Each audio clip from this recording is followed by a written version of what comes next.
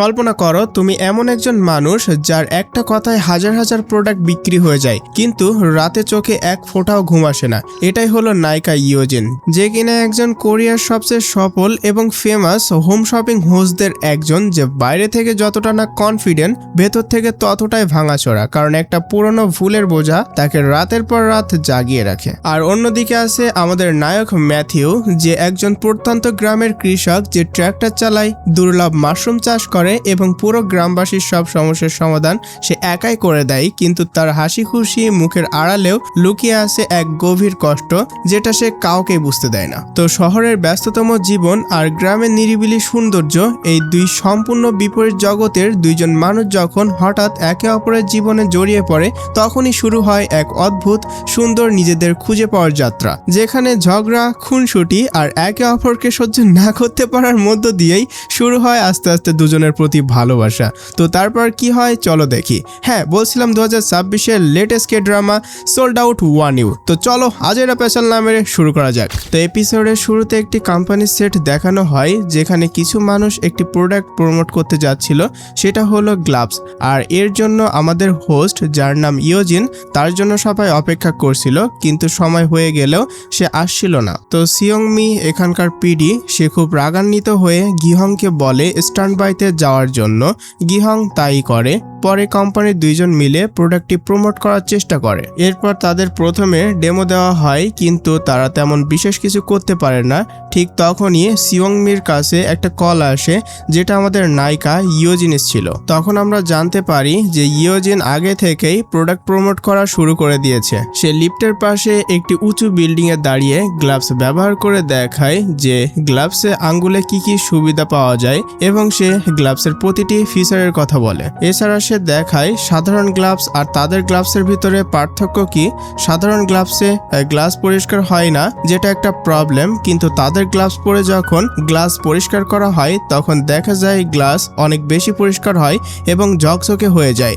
তারপর সে আরো দেখায় গ্লাসের উপরে পেন দিয়ে লেখা, যেটা সাধারণত ওঠে না, কিন্তু সেটাও তাদের গ্লাভসের দ্বারা পরিষ্কার হয়ে যায়। তো ইয়োজিনের প্রেজেন্টেশন এবং মার্কেটিং স্কিল এতটাই ভালো ছিল যে সাধারণ জনগণ সেটা দেখে আগে যেসব গ্লাভস ব্যবহার করত সেগুলো ফেলে দেয়, আর ইয়োজিন যে গ্লাভসের কথা বলছিল সেগুলো কিনে ফেলে, আর তাদের কোম্পানির বিক্রি বেড়ে যায়, যেটা দেখে কোম্পানির টিমের সবাই অনেক খুশি এবং তারা কম্পিউটার স্ক্রিনে দেখতে থাকে তাদের সেলস এতটাই বেড়ে যায় যে তাদের গ্লাভস সোল্ড আউট হয়ে যায়। আর এটা দেখে ইয়োজিন অনেক খুশি হয় এবং সে এতটাই খুশি হয় যে সেখানকার ওয়ার্কার্সদের সে জড়িয়ে ধরে নাচতে শুরু করে দেয়।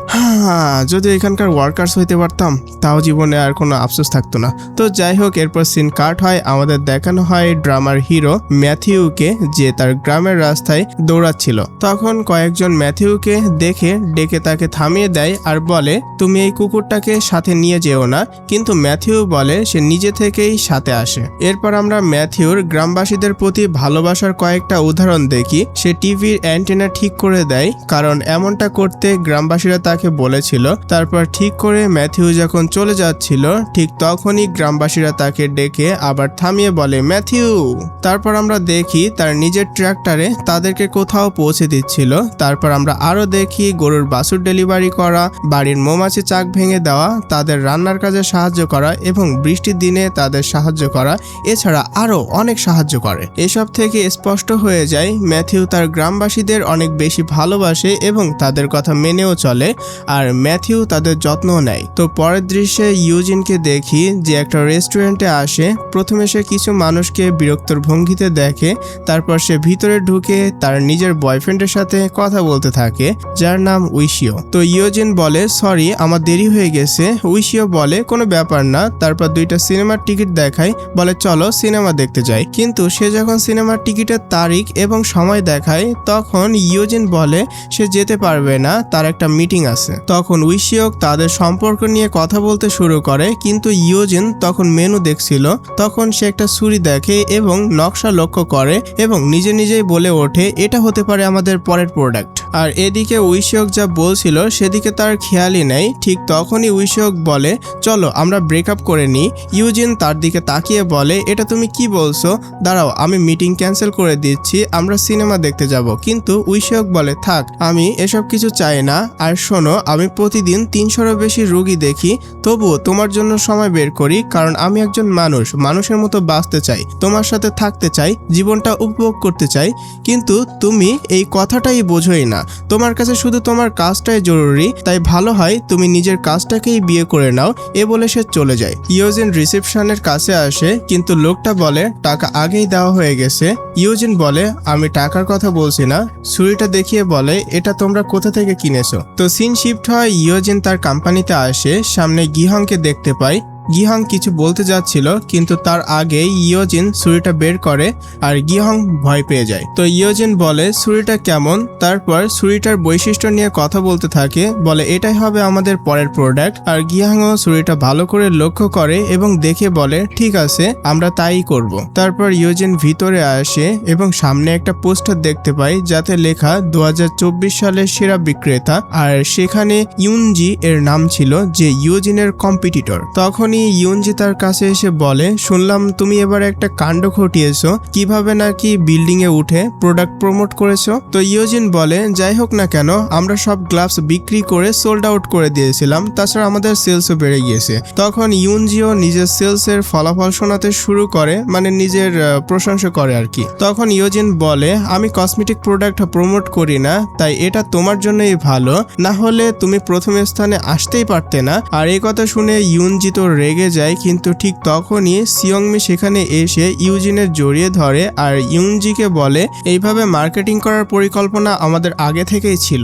এটা বলে পরে ইয়োজিনকে নিয়ে রেস্টুরেন্টে আসে, তারপর ইয়োজিনের উপরে চেঁচিয়ে বলে তুমি লাইভ ব্রডকাস্টে কেন আসোনি, আবার যদি এমন করো তাহলে দেখে নিও আমাদের 4 বছরের বন্ধুত্ব নষ্ট হয়ে যাবে। ইয়োজিন বলে আমাকে মাফ করে দাও, এরপর থেকে এমন হবে না, তবুও তুমি আর এভাবে চেঁচিও না প্লিজ। এরপর ইয়োজিন বাড়ি ফিরছিল, তখন তার বয়ফ্রেন্ড উইশিওকের কথা মনে পড়ছিল। সে বলছিল আমারও নিজস্ব জীবন আছে, তবুও আমি তোমার জন্য সময় বের করি, কারণ আমি তোমার সাথে থাকতে চাই। আর এসব ভাবতে ভাবতে ইয়োজিন বাসায় আসে। পরে সামনে একটা চিঠি পড়ে থাকে যেটা তার বাবা লিখে রেখেছিল, সময় মতো খাবার খেও, সবার আগে স্বাস্থ্যটাই জরুরি। ইয়োজিন চিঠিটা একটা জারে রেখে দেয়, আর আমরা দেখি এমন আরো অনেক স্টিকি নোট সেখানে জমা আছে। তো এরপর ইয়োজিন নিজের ঘরের কাজ করতে থাকে। পরে সে পড়ছিল, আর অন্য সাইডে আমাদের নায়ক কি করে সেটাও দেখানো হয়। তো কিছুক্ষণ পর ইয়োজিন ঘুমাতে যায়, কিন্তু তার চোখে ঘুম আসে না, অতীতের একটা দৃশ্য মনে পড়ে যায়। আর আমরা জানতে পারি সে আগে একটা কসমেটিক্স প্রোডাক্ট প্রমোট করেছিল, কিন্তু তার কারণে মানুষ অসুস্থ হয়ে পড়েছিল আর ইয়োজিনের বিরুদ্ধে প্রতিবাদও হয়েছিল, আর এই কারণেই ইয়োজিনের চোখে ঘুম আসে না। তো গাইস, এখন আমরা একটা ব্রেক নিব, তোমরা চাইলে বিজ্ঞাপনটা স্কিপ করে মূল ভিডিওতে যেতে পারো। This video sponsored by this website. Guys, তোমরা কি জানো এই ওয়েবসাইটের মাধ্যমে ইনস্টাগ্রামের ফলোয়ার বাড়িয়ে নেওয়া যায়। এছাড়া নতুন ফিচার অ্যাড করা হয়েছে, যেমন টিকটকের লাইক এবং ভিউ নিতে পারবে। তো এটা করার জন্য প্রথমে নতুন একটা জিমেইল ক্রিয়েট করবে এবং সেই জিমেইল দিয়ে ইনস্টাগ্রামও ক্রিয়েট করে নিবে। আর হ্যাঁ, জিমেইল এবং ইনস্টাগ্রামের পাসওয়ার্ড সেম রাখবে। আর ভুলেও এখানে রিয়েল ইনস্টাগ্রাম অথবা জিমেইল দিয়ে লগ ইন করবে না, কারণ এখানে যেটা দিয়ে লগ ইন করবে সেই অ্যাকাউন্টটা সাসপেন্ড হয়ে যাবে। তো যাই হোক, এখন আমি ইনস্টাগ্রামের ফলোয়ার বাড়াবো, তাই ফলোয়ার আইকনে ক্লিক করব। দেন এখানে ইনস্টাগ্রামের ইউজার নেম দিয়ে ফাইন্ড ইউজারে ক্লিক করব।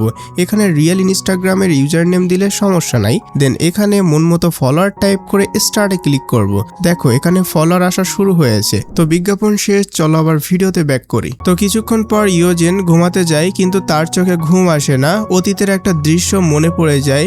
আর আমরা জানতে পারি সে আগে একটা কসমেটিক্স প্রোডাক্ট প্রমোট করেছিল, কিন্তু তার কারণে মানুষ অসুস্থ হয়ে পড়েছিল আর ইয়োজিনের বিরুদ্ধে প্রতিবাদও হয়েছিল, আর এই কারণেই ইয়োজিনের চোখে ঘুম আসে না। তো সিন শিফট হয়, ম্যাথিউকে দেখানো হয় যে নিজের বন্ধুর সাথে কথা বলছিল যার নাম মুন। সে একটা বায়ো কোম্পানির সিইও, আর ম্যাথিউ একজন কৃষক যে নিজের ক্ষেতে দুর্লভ মাশরুম চাষ করে, আর মুন তাকে এতে সাহায্য করে, তার ফসল কিনে নেয়। তো মুন তাকে জিজ্ঞাসা করে তুমি তো আগে বারণ করেছিলে, এখন কি এই ব্যাপারে রাজি আছো? তো এটা বলে সেই কথা থেকে এড়িয়ে যায়। তখন ম্যাথিউ ট্র্যাক্টরের ইঞ্জিন ঠিক করছিল, তাই মুন সেটা চেঞ্জ করে ফেলার কথা বলে, মানে ইঞ্জিনটা চেঞ্জ করার কথা বলে, কারণ ম্যাথিউর পুরনো জিনিস পছন্দ নয়। তো পরের দৃশ্যে ইয়োজিনকে দেখি যে নিজের কোম্পানিতে আসে, তাকে শুটিং এর জন্য রেডি করানো হয় যাতে সে তার হোস্টের কাজ করতে পারে।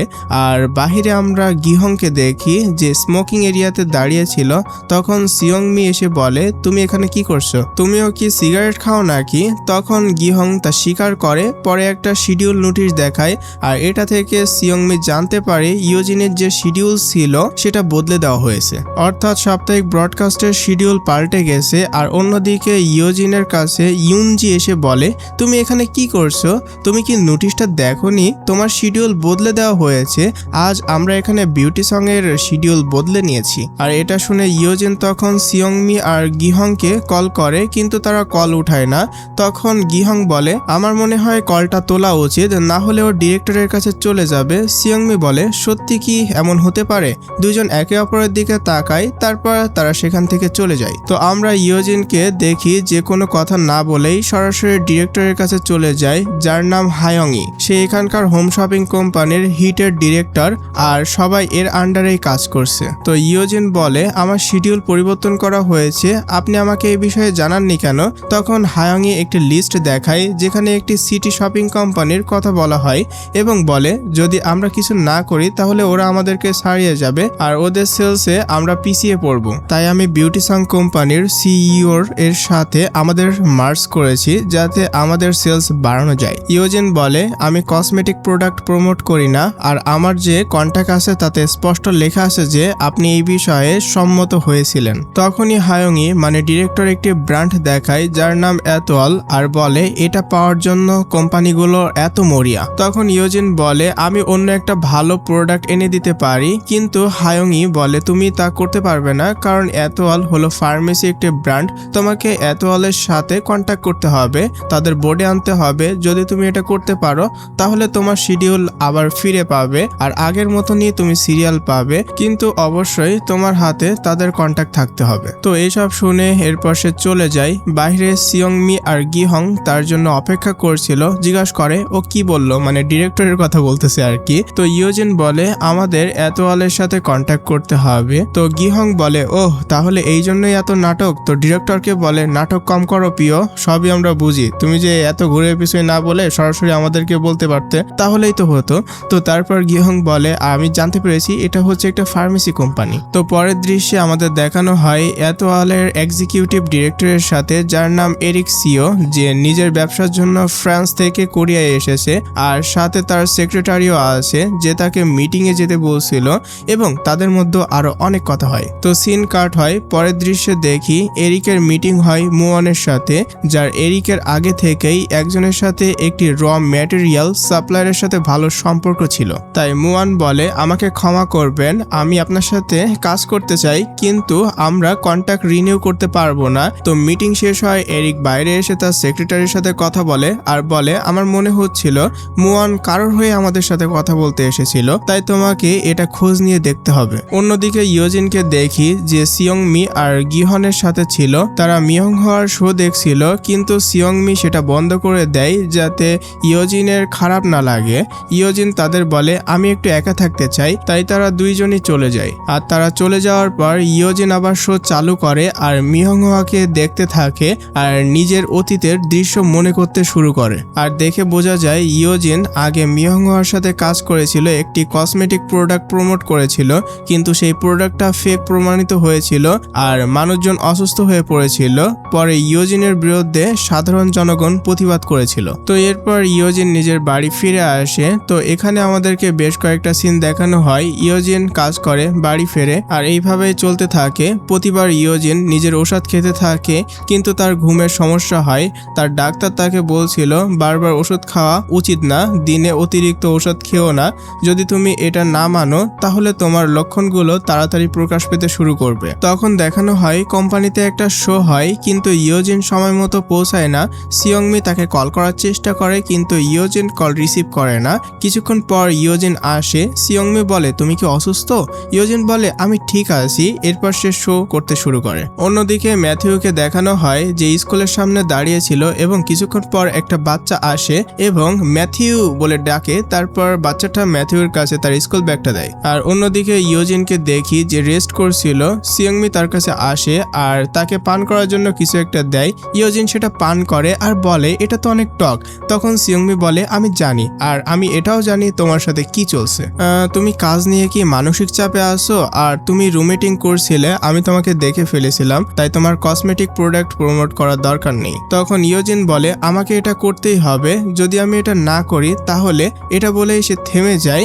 যদিও আমি কসমেটিক প্রোডাক্ট প্রমোট করি না, কিন্তু এছাড়া অন্য সব কাজে আমি দক্ষ, আমি অলরাউন্ডার, তুমি চিন্তা করো না, আমি কিছু একটা ব্যবস্থা করে নেব। কিন্তু তারপরে ইয়োজিন তার কথা শোনেই না। তো সিন শিফট হয়, তারপর এরিককে দেখি যে তার সেক্রেটারির সাথে আসে। তো সেক্রেটারির কাছে একটা মেসেজ আসে, তাই এরিকের সাথে সে কথা বলে জানায় কোরিয়ার হিট নামের একটা কোম্পানি বহু বছর ধরে আমাদের কাছে মেসেজ পাঠাচ্ছে আর একটা অফার দিচ্ছে, আমাদের এই বিষয় নিয়ে কি করা উচিত। তাদের একজন হোস্ট আছে যার নাম ইয়োজিন, সে এই বিষয়ে কথা বলতে চায়। তো এরিকের মুখ দেখে বোঝা যায় এরিক আগে থেকে ইয়োজিনকে চেনে আর বলে ঠিক আছে, মিটিং ফিক্স করে দাও, আমি তার সাথে দেখা করতে চাই। তো পরের দৃশ্যে একটি রেস্টুরেন্টে এরিক ইয়োজিনের জন্য অপেক্ষা করছিল, আর কিছুক্ষণ পর ইয়োজিন তার কাছে আসতে থাকে আর এরিক তাকে দেখে খুব খুশি হয় আর হ্যান্ডশেক করে। তাদের মধ্যে আগে থেকে পরিচয় ছিল বলে মনে হয়। এরিকের ইয়োজিনের কথা মনে আছে, কিন্তু মনে হচ্ছে ইয়োজিনের এরিকের কথা মনে নাই, মানে ভুলে গেছে আর কি। আর এরিক ইয়োজিনের সামনে একটু ভাব নিচ্ছিল, আর এখানে নায়িকার কিউট একটা সিন রয়েছে, নায়িকা বারবার চোখের পলক ফেলতেছিল। তো যাই হোক, এরপর ইয়োজিন তার পরিচয় দেয় এবং তারপর তাদের কাজের সম্পর্কে অনেক কথা হয়। তাদের মিটিং শেষ হয়, এরপর নায়িকা বাসায় আসে এবং সে অফিসিয়াল কিছু কাজ করে। তারপরের দিন সকালে কোথাও যাওয়ার জন্য গুছিয়ে বের হয়। তো এরপর আমরা দেখি নায়ক তার গাড়ি নিয়ে রাস্তায়, আর এদিকে নায়িকাও তার গাড়ি নিয়ে রাস্তায়, কিন্তু গ্রামের রাস্তা হওয়াতে গাড়ি নিয়ে তার সামনে দুইজনের কেউ আগাতে পারে না। তাই গাড়ি থামিয়ে গাড়ির হর্ন দিতে থাকে। নায়ক হর্ন দেয় যাতে নায়িকা তাকে সাইড দেয়, আর এদিকে নায়িকা হর্ন দেয় যাতে নায়ক তাকে সাইড দেয়, কিন্তু দুজনই নাচরবান্দা, কেউ কাউকে সাইড দেয় না। আর তাদের দুজনের মধ্যে হর্ন বাজানোর প্রতিযোগিতা শুরু হয়ে যায়। তারপর তাদের দুজনের মধ্যে প্রথমবারের মতো কথা হয়, আর এই দৃশ্যর মধ্য দিয়ে এই এপিসোড শেষ হয়। তো পরে কি হবে তাদের মধ্যে জানতে হলে অবশ্যই নেক্সট ভিডিও দেখতে হবে। আর নেক্সট এপিসোড নিয়ে আসবো কি সেটা তোমরা একটু কমেন্টে জানিও, তাহলে আমি নেক্সট ভিডিও নিয়ে আসবো। তাই অবশ্যই তোমাদেরকে কমেন্টে জানাতে হবে। আর এই ভিডিওটি কেমন লাগলো, ভালো লাগলে like, comment, share and subscribe করতে ভুলো না। তো দেখা হচ্ছে পরবর্তী ভিডিওতে, সে পর্যন্ত ভালো থেকো, সুস্থ থাকো, টেক কেয়ার, বাই বাই।